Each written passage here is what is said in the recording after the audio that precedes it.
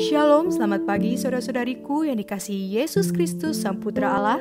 Kita bertemu lagi dalam Renungan Pagi yang dibawakan oleh Pendeta Trison Ginting dengan tema khas Bersama Allah di Waktu Fajar. Semoga firman Allah bersama Anda sepanjang hari. Shalom saudara yang kekasih dalam nama Tuhan.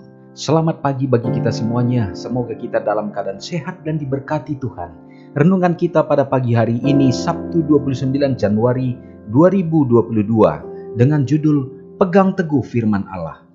Ayatnya yang terdapat dalam Titus 1 ayat yang 9. Dan berpeganglah kepada perkataan yang benar, yang sesuai dengan ajaran sehat, supaya sanggup menasihati orang berdasarkan ajaran itu dan sanggup meyakinkan penentang-penentangnya.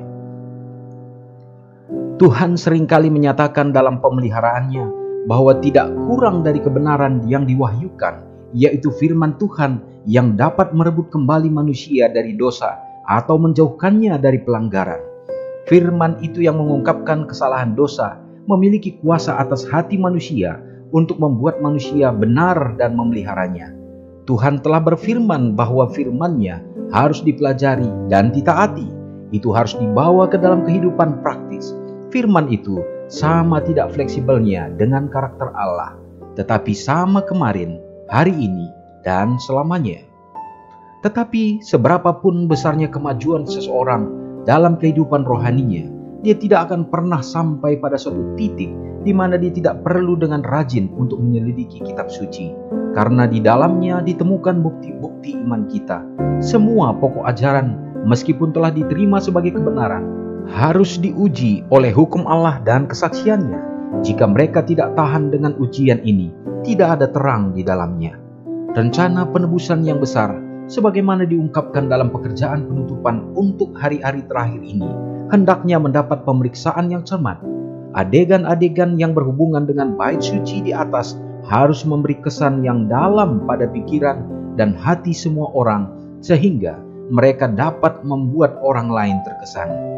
Semua orang perlu menjadi lebih pandai dalam hal pekerjaan penebusan yang sedang berlangsung di tempat kudus di atas.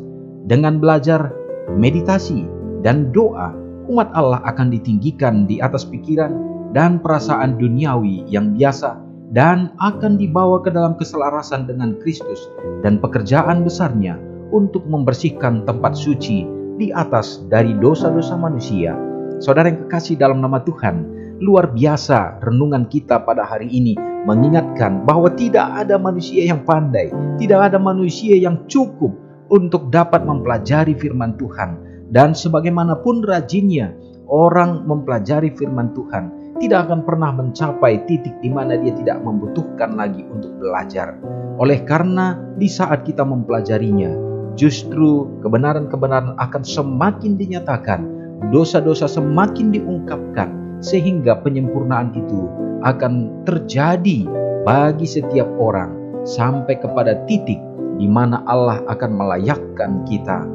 Semoga hari ini kita menggunakan waktu kita untuk mencari Tuhan dan kita mempelajari firman-Nya sehingga kita tetap berpegang teguh di dalam perkataannya.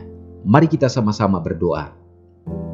Bapa yang bertahta di dalam kerajaan surga, terpujilah dan termulialah Engkau ya Bapa. Oleh karena besar dan agung karya-Mu, kami akui Engkau sebagai Allah pencipta, Allah yang penuh rahmat dan kuasa, dan hanya Engkau yang layak untuk kami sembah. Ya Tuhan, biarlah kiranya pekabaran yang kami dapatkan pada pagi hari ini mengingatkan bahwa begitu pentingnya kami selalu menyisihkan waktu dan juga kesempatan dalam mempelajari dan menyelidiki firman Tuhan. Dengan tuntunan dan dorongan kuasa Roh Kudus, maka iman kami semakin diteguhkan, bahkan semakin banyak kebenaran-kebenaran Allah akan nyata dalam kehidupan kami. Biarlah kiranya ya Bapa, itu menjadi dorongan bagi kami semua.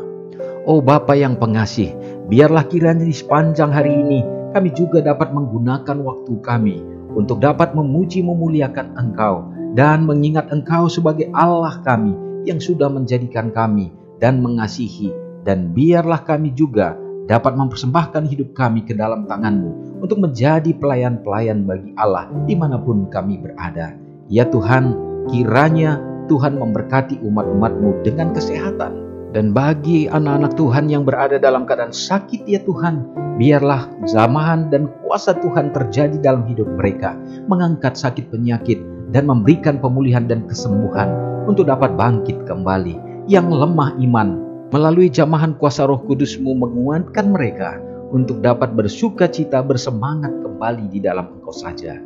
Ya Bapa, hamba-Mu berdoa bagi gereja-gereja Tuhan yang juga harus menghadapi tantangan oleh karena pandemi ini. Akan dengan varian yang baru, sementara juga semakin merebak. Tetapi ya Bapa, biarlah kiranya Tuhan akan menyertai, sehingga pelayanan kami untuk menjadi terang di dalam dunia ini tetap kami lakukan. Dan melalui gereja, maka ada persekutuan, ada juga persatuan, kebahagiaan yang akan dinikmati untuk melayani Tuhan saja. Dan kami percaya ya Bapa, berkat perlindungan Tuhan akan menjadi bahagian umat-umat-Mu. Hamba-Mu juga mendoakan terkhusus bagi anak-anak Tuhan yang bersuka cita dalam menemukan dan merayakan hari ulang tahun mereka pada hari ini. Biarlah Tuhan akan memberkati ya Bapa, dengan umur yang panjang dan kesehatan Engkau akan isi dengan sukacita yang datangnya dari surga. Terpujilah Engkau Bapa, kiranya berkat yang sama menjadi bahagian kami semua. Ampuni kami Tuhan. Di dalam nama Yesus kami berdoa. Amin. Selamat pagi. Tuhan Yesus memberkati. Ingatlah Matius 5 ayat 13-16. Biarlah kamu menjadi garam yang mengasinkan dan terang yang menyinari kehidupan orang lain. Jangan lupa subscribe, like, dan share ke seluruh dunia.